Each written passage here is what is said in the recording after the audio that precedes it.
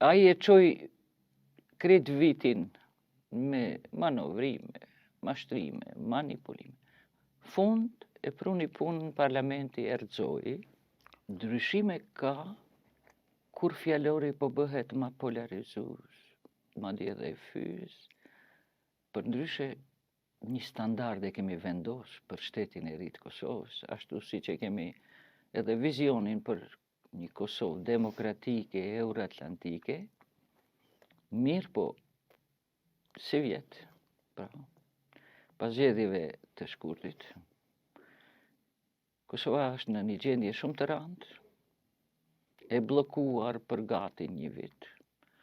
Edhe adresa dihet, sepse partia fituese ishte vetëvendosja. Ajo nuk pati aftësi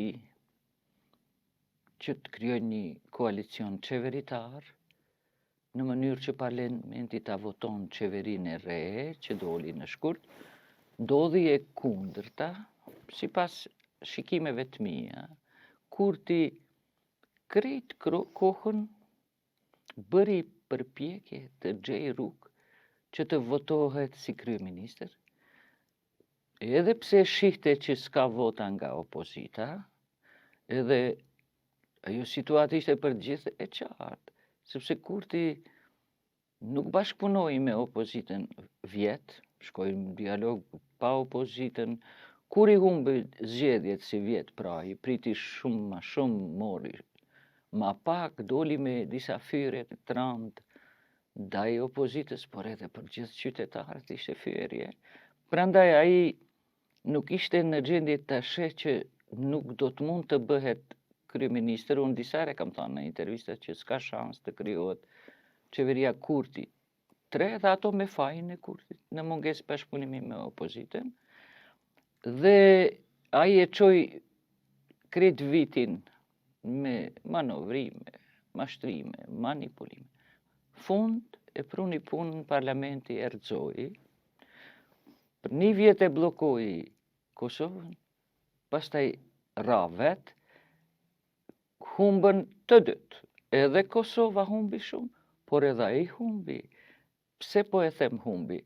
Sepse mandatin e përparshëm ai kishte fitore të madhe, ra në vota, nuk ishte në gjendje me perceptu realitetin politik. Sot jemi në një Kosovë të bllokuar, të dëmtuar, jo vetëm në planin e brendshëm, që gjithë qytetarët po e shohin edhe po e shohin. Në planin e jashtëm, Kosova e dëmtuar me marrëdhënie të dëmtuara me Amerikën, pra suspendimi i dialogut strategjik që bëri Trumpi kundër Kosovës, ato ishte kundër Kurtit, po Kosova është adresa, pastaj Bashkimi Evropian që 2 vjet ka ndëshku Kosovën, tash doli raporti i progresit, po Kosovës nuk ja hoqën sanksionet. Me fjalë tjera, jemi të izoluar,